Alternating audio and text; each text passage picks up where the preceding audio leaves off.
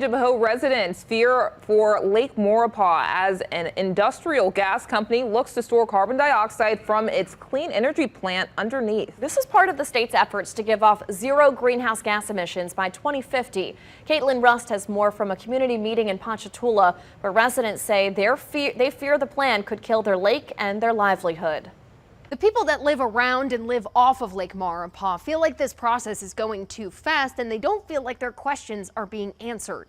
The company Air Products says Lake Maurepas was offered up for bid by the state to do this carbon capturing and sequestration. Their blue hydrogen clean energy plant will be in Ascension Parish, but they said nearby old oil wells as well as salt domes pose too much of a hazard. They also say building a pipeline to the Gulf Coast would affect coastal erosion. But here under the lake, there is a pocket a mile underneath that looks geologically favorable for their CO2 byproduct to be pipelined into, despite the 34 known old oil wells also there. This is both the largest permanent sequester to date and the first time it's ever been done under a shallower body of water. It's going to be made up of 12 to 16 wells. People in the surrounding communities of Tangipahoa, Livingston, and St. John parishes fear this will destroy the fragile ecosystem of the lake, similar to Lake Pontchartrain, where there's a moratorium on wells and dredging. We put all this time and effort in rebuilding Lake Maurepas, and we got it in great shape. We caught more catfish and more crabs down there than ever before, and now we're looking to put it into our local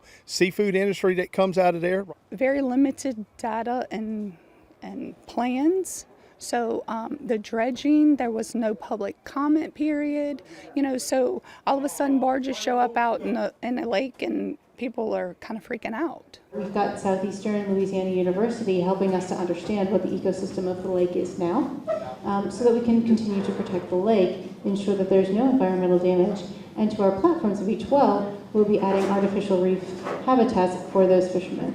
They could not give a clear answer as to if this would impact the wildlife. They say there is an immediate shutdown protocol in place if there is a leak detected, and the system will be closely monitored and inspected regularly.